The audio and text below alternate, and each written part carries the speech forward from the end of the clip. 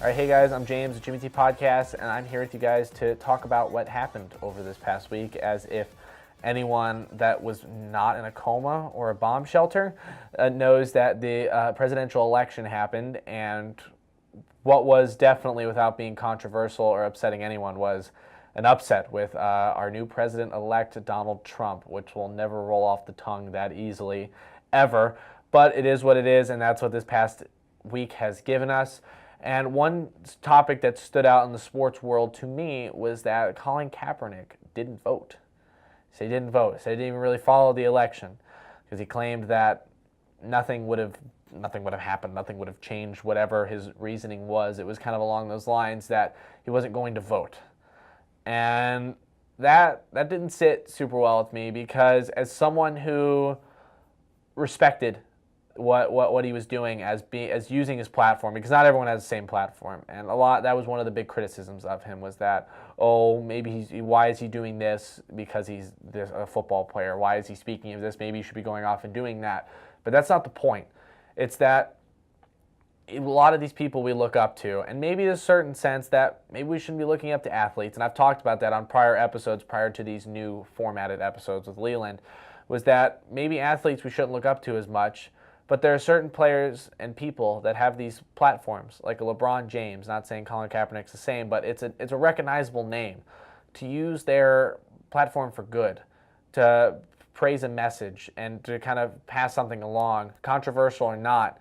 If they're trying to make the world a better place for it and with it, then it's something that is at least worth respecting, and not necessarily liking or agreeing with, but respecting. But on the other hand, I don't respect not voting, because that's something that is such a right. And it's not to say that we should force everyone to vote, because it is a right. It's a right to be able to do that, and it's also your right not to. But to put yourself out there that much speaking-wise and really fighting for a good cause, fighting for one that's very worthwhile, to then say that you didn't then use your chance to make a change. While one vote doesn't change a single thing about an election full of people, it does make a difference. And it's something that, like, you're contributing and using your power, as we all have the exact same power to be able to vote every 4 years, every 2 years. However often there's a local election, a state election, a national election, that we have a power to do that. And then on top of that, you have this extra power to be able to speak to a lot of people, to have reporters come to you every single day after every practice, to be able to just hear what you think, whether it's football related or not, to then have the power that we all have to not use it, I think undermines the message that he was going for initially.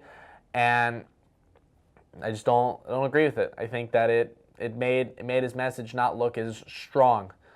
Because in a time where strong people are needed, and people that need to come together to work together is needed, to say all of this and then not walk the walk with voting, it's a little disappointing as someone who was definitely behind that. And this is a story we'll be following, because a lot of Americans felt this way about the election, was that, I don't know, like, what do I do? And that's completely fine. But also, these people weren't athletes that made national peaceful protests, which is actually very difficult to do.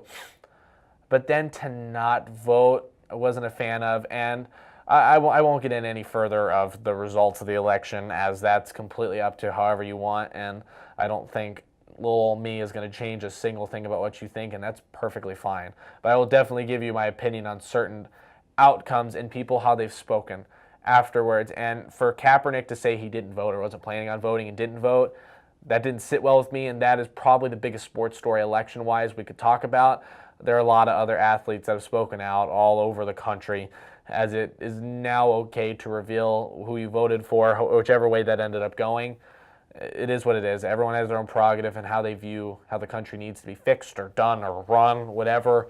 And that's up to them, and that's why it's beautiful to be able to vote. But not many take advantage of that, and I think that was an important story for us to kind of talk about and break down and kind of give you my opinion on. Well, if you enjoyed this episode and want to check out some of our other content, you can check out our YouTube channel, where we have all of our other videos, and also the OSI Podcast webpage. and be able to see all of our other episodes where Ogarth and I, we break down UCF sports and collegiate sports in general. This has been a featured episode of the Jimmy T Podcast. We'll see you next time.